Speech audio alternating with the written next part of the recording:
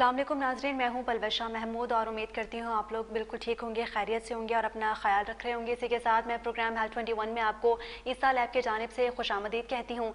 नाज़रीन, हमारा जो एक सेगमेंट पहले हम लोगों ने डिस्कस किया था गॉल ब्लैडर के हवाले से, और आज भी हमारा वही टॉपिक है। हम लोग गॉल ब्लैडर के हवाले से डिस्कस करने वाले हैं। जो प्रीवियस सेगमेंट में हमारे क्वेश्चन रह गए थे वो इस सेगमेंट में मैं जो है वो डॉक्टर से पूछूंगी। एक बार फिर से वेलकम करना चाहूँगी डॉक्टर आगा जान मोहम्मद, जो कि जनरल सर्जन है, हमारे साथ स्टूडियोज़ में मौजूद हैं। वेलकम डॉक्टर, कैसे हैं आप? जी अल्हम्दुलिल्लाह खैरियत। जी डॉक्टर, मैं आपसे एक बार फिर से जो बेसिक क्वेश्चन है गॉल ब्लैडर के हवाले से वो पूछना चाहूँगी कि बेसिकली गॉल ब्लैडर है क्या और इसका फंक्शन क्या है बॉडी में?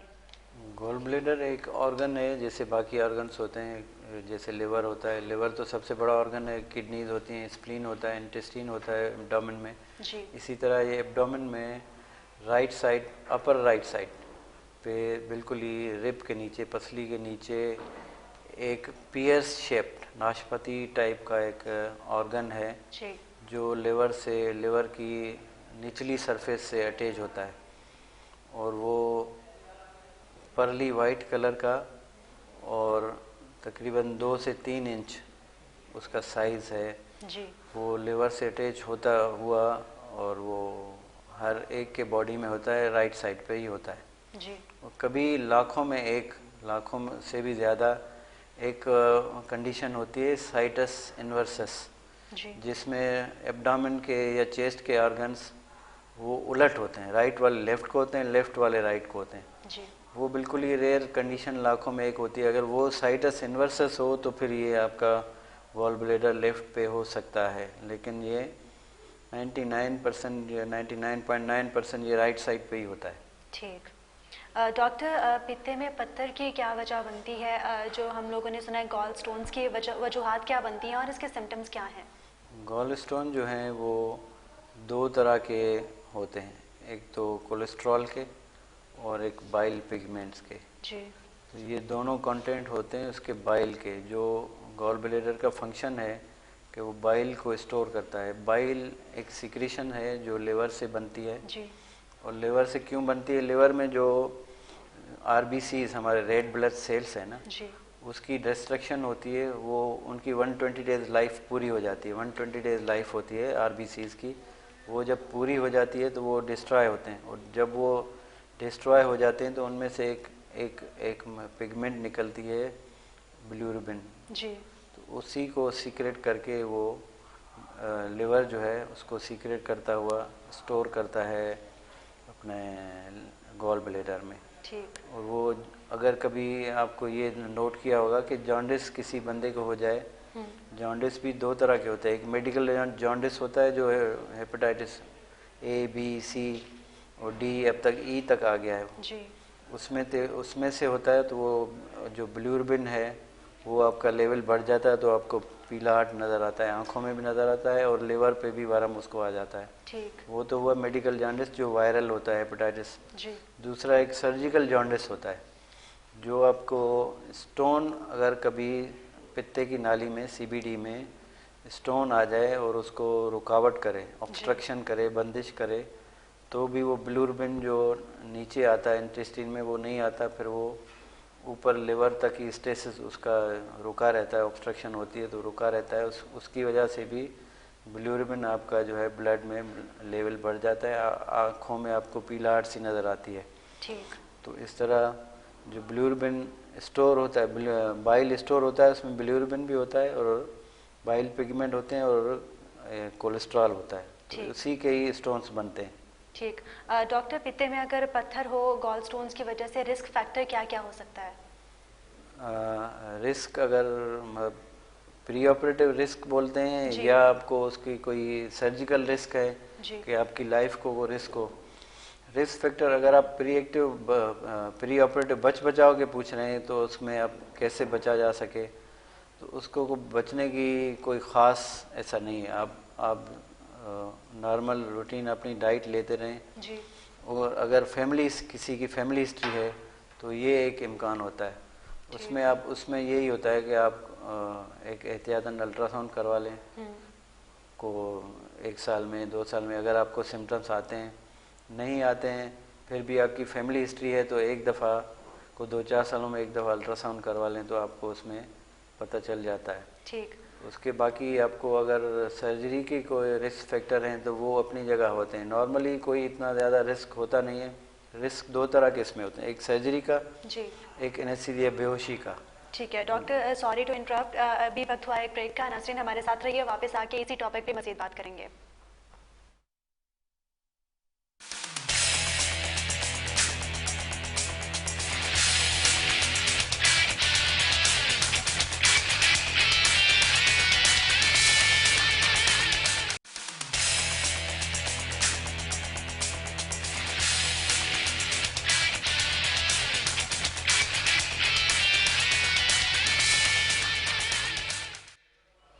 वेलकम बैक नाज़रीन। हम लोग गॉल ब्लैडर के हवाले से बात कर रहे थे, पित्ते की पथरी के हवाले से बात कर रहे थे। अब मैं लास्ट ब्रेक पे जाने से पहले डॉक्टर से मेरा ये सवाल था कि क्या गॉल स्टोन जो है वो मेडिकल एक फैक्टर में जो है वो बहुत ज़्यादा ख़तरनाक साबित हो सकता है या जानलेवा साबित हो सकते हैं, और इसी का जवाब जो है वो कंटिन्यू करेंगे। जी डॉक्टर। जी, ये डिज़ीज़ तो अपनी जगह है जी, लेकिन इसको जानलेवा नहीं बोल सकते। वो कुछ रेयरली कुछ कंडीशंस होती हैं जिसमें ये जानलेवा हो सकता है, लेकिन मोस्ट कॉमनली ये एक सिंपल सा बीमारी है और सीधा सा ऑपरेशन होता है इसका। और ये गॉल स्टोन जो है उसका ऑपरेशन, स्टोन निकालना सिर्फ नहीं होता है जी। जैसे किडनी में होता है तो किडनी से स्टोन निकाले जाते हैं।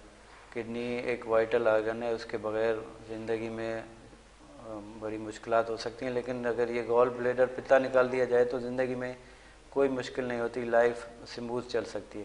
ठीक इसलिए डॉक्टर, इसकी सर्जरी जो है अभी आपने ये बात की कि जो है वो पित्ता अगर निकाल दिया जाए तो कोई और जो है वो प्रॉब्लम नहीं होता बॉडी में, फंक्शंस में कोई और भी प्रॉब्लम नहीं होता।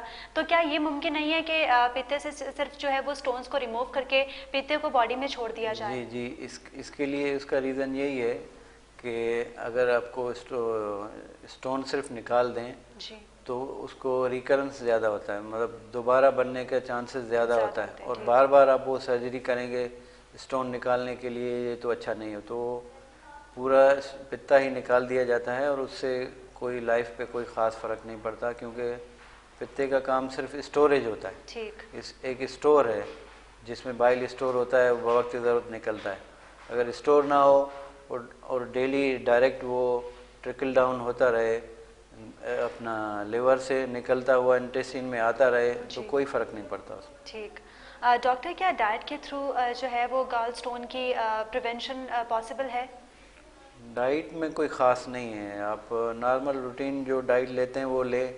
फैमिली हिस्ट्री, जैसे मैंने बताया, अगर किसी की फैमिली हिस्ट्री है तो उसमें देखा जाता है कि आप वो अगर किसी की फैमिली में है तो एहतियातन आप एक अल्ट्रासाउंड करवा लें। या ये मोस्ट प्रिवेलेंस जो है वो मेल के बनिस्बत फीमेल में ज़्यादा होता है। ठीक। और फैटी लोगों में ज़्यादा होता है, तो वो थोड़ा सा अपने आप को एवेल्यूट करें जी। डॉक्टर से मशवरा करें, दिखाएं या अल्ट्रासाउंड करवा दें। ठीक।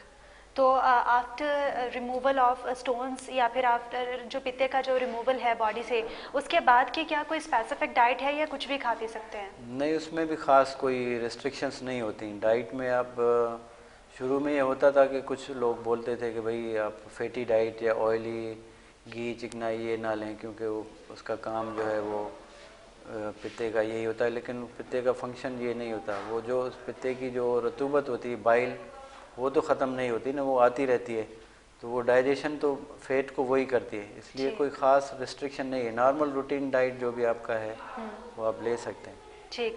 डॉक्टर, क्या ज़्यादा पानी के इंटेक से या फिर अपनी स्पेसिफिक कोई डाइट से हम लोग जो है वो पित्ते की जो जितने भी पत्थर हैं या स्टोन्स हैं उनको क्या वो खुद ही पास हो सकते हैं? आपने अभी थोड़ी देर पहले बात की ज़्यादा पानी के इंटेक की। जी नहीं, उसमें उसका एक रीज़न है कि क्यों नहीं निकल सकते। जी।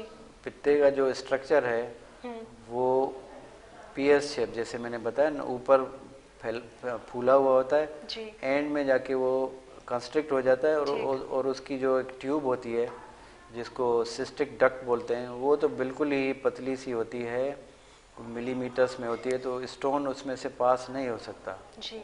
इसलिए आपको पानी पीने से वो किडनी में तो हो सकता है, क्योंकि किडनी में बनता ही यूरिन है, और पानी ज़्यादा आता है तो ज़्यादा यूरिन बनता है तो पास आउट हो सकता है।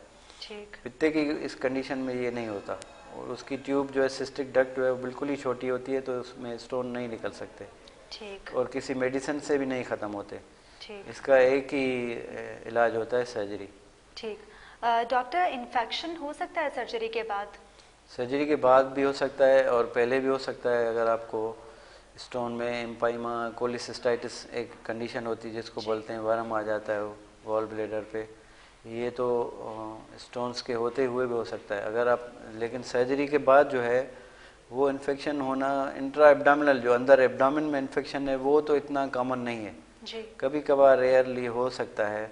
कोई अगर पेशेंट ऐसा है जो इम्यूनोसप्रेस है, जो डायबिटिक है अगर, या फैटी है, लेकिन बाहर वूंड इन्फेक्शन जिसको हम बोलते हैं सर्जिकल साइट इन्फेक्शन, ज़ख़म जो बाहर होते हैं उनमें इन्फेक्शन होने के चांसेस होते हैं। लेकिन वो भी अगर आप अच्छी इन्वायरमेंट में, आपकी स्टरलाइजेशन अच्छी हो जी, तो वो भी इतना कॉमन होता नहीं है। ठीक, वो बहुत रेयर केसेस में होता है। डॉक्टर, ज़्यादातर एज फैक्टर्स क्या होते हैं गॉल स्टोन्स के या फिर पित्ते से रिलेटेड जितनी भी बीमारियां हैं, मैक्सिमम एज या मिनिमम एज फैक्टर्स क्या होते हैं? स्टोन की तो थोड़ी बहुत एज लिमिटेशन है कि बच्चों में इतना नहीं होता कॉमन, ठीक। ये टीन एज के बाद ही होता है, 15-18 साल के बाद ही देखा जाता है, और छोटी उम्र में नहीं होता बच्चों में आमतौर पे। लेकिन एक कंडीशन होती है बच्चों में, वो रेयरली कुछ केसेस रिपोर्ट हुए हैं, एक 7 इयर्स का बच्चा भी हुआ है, लेकिन वो कॉमन जो स्टोन होते हैं बड़ों में उस कंडीशन की वजह से नहीं होते। वो उनकी एक कोई बीमारी होती है जो ब्लड डिजीज़ होती है, ख़ास तौर पे सिकल सेल एनीमिया, उसमें जो है वो आरबीसीज, जैसे मैंने बताया ना, रेड ब्लड सेल्स, वो ज़्यादा डिस्ट्रॉय होते रहते हैं, तो उनमें से जो पिगमेंट निकलती हैं वो स्टोर होके वो स्टोन बना सकती हैं। वो बच्चों में कंडीशन हो सकती है, लेकिन वो भी इतनी कॉमन नहीं है, बड़ों में ज़्यादा है, ये 18 ईयर्स से ज़्यादा ऊपर। बाकी अब कोई ऊपर एज लिमिट नहीं है, किसी भी एज में हो सकता है, लेकिन पहले ये 40 ईयर्स के बाद ज़्यादा बोला जाता था, और मेल फीमेल रेशो के हिसाब से देखा जाए तो फीमेल्स में ज़्यादा होता है, डबल होता है, डबल रेशो। डॉक्टर, अगर पाकिस्तान में इंटीरियर साइड का जिक्र किया जाए तो वहाँ पे इतनी ज़्यादा अवेयरनेस नहीं है और लोगों को बहुत सारी बीमारियाँ हो जाती हैं जो वो अवॉइड कर रहे होते हैं, इग्नोर कर रहे होते हैं, और उनका जो है वो क्योर या फिर ट्रीटमेंट टाइम पे नहीं करवाते। अगर इस सूरत में जो है वो इसको पित्ते की पथरी को या फिर गॉल ब्लैडर से रिलेटेड जितने भी प्रॉब्लम है उनको छोड़ दिया जाए तो ये क्या बहुत ज़्यादा नुकसानदेह साबित हो सकता है? जी, बीमारी तो कोई भी किसी को छोड़ना नहीं चाहिए। वो तो अब जैसे ही आपके सिम्टम्स हों जी, तो अर्ली डॉक्टर के पास जाया जाए। अब जो भी अवेलेबल डॉक्टर है, अब छोटे शहर में है, गांव में है, तो जीपी अवेलेबल हैं तो उनके पास जाएं। अगर आपको कोई स्पेशलिस्ट मिल जाता है तो उसके पास जाएं। लेकिन वो आपको पहले पता नहीं होता कि मुझे स्टोन है क्या है, आपको फील होगा, पेन होगा, ठीक, आपको पेन सिम्टम्स फील हो, पेन हो, वोमिटिंग हो, एब्डोमिनल पेन हो, तो उस कंडीशन में आप डॉक्टर के पास जाएं, जो भी एमबीबीएस डॉक्टर है। अगर वो अल्ट्रासाउंड करवाता है तो वेल एंड गुड, उसमें स्टोन आ गया तो फिर आपको जनरल सर्जन के पास ही जाना पड़ेगा। जनरल सर्जरी में ही इसका इलाज, ऑपरेशन होता है। ठीक, तो आपको वो जनरल सर्जन आजकल जो है तकरीबन हर डिस्ट्रिक्ट्स में होते हैं, गवर्नमेंट की तरफ से भी, प्राइवेटली भी, डिस्ट्रिक्ट लेवल तक तो आपको इजीली हो जाएगा। उसमें कंडीशन ये है कि आपको जो आजकल नई टेक्निक है सर्जरी की, वो इंस्ट्रूमेंट्स अवेलेबल हैं कि नहीं हैं। लेकिन वो इंस्ट्रूमेंट अगर ना भी हैं तो ओपन सर्जरी भी अभी तक भी हो रही है, कुछ छोटे शहरों में ओपन सर्जरी हो रही है। डॉक्टर, क्या गॉल ब्लैडर में गॉल स्टोन जो होते हैं उसका जो है तशखीस सिर्फ अल्ट्रासाउंड से ही मुमकिन है या फिर मजीद भी कोई स्पेसिफिक टेस्ट हैं जो डॉक्टर जो है वो अपने पेशेंट्स को बताते हैं करवाने के लिए?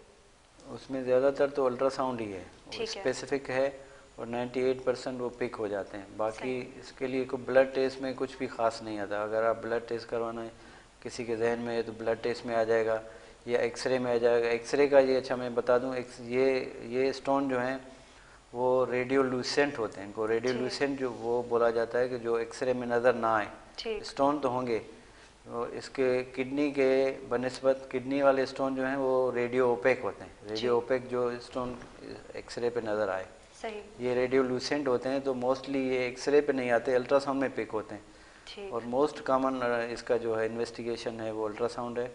रेयरली कभी आपको इसके लिए दूसरी इन्वेस्टिगेशंस भी करवानी पड़ती हैं, लेकिन ये कॉमनली इसमें आ जाता है। ठीक, बहुत शुक्रिया डॉक्टर, आज आप हमारे साथ मौजूद थे, आपने एक बार फिर से टाइम दिया। प्रोग्राम हेल्थ 21 में हम लोग आज जो है वो गॉल स्टोन्स, गॉल ब्लैडर के हवाले से जितनी भी बीमारियां हो सकती हैं उनको डिस्कस कर रहे थे, उनका क्योर किस तरह मुमकिन है, उनकी तशखीस किस तरह मुमकिन है, इस सब को हम लोगों ने आज डिस्कस किया। और आज ये सेकंड सेशन था इस प्रोग्राम का जिसमें हम लोगों ने जो क्वेश्चन रह गए थे उनको डिस्कस किया। मैं एक बार फिर से शुक्रिया अदा करूँगी डॉक्टर आगा जान मोहम्मद का, जो आया और उन्होंने टाइम दिया। इसी के साथ ही मुझे और मेरी पूरी टीम को इजाज़त दीजिए। अल्लाह हाफ़िज़।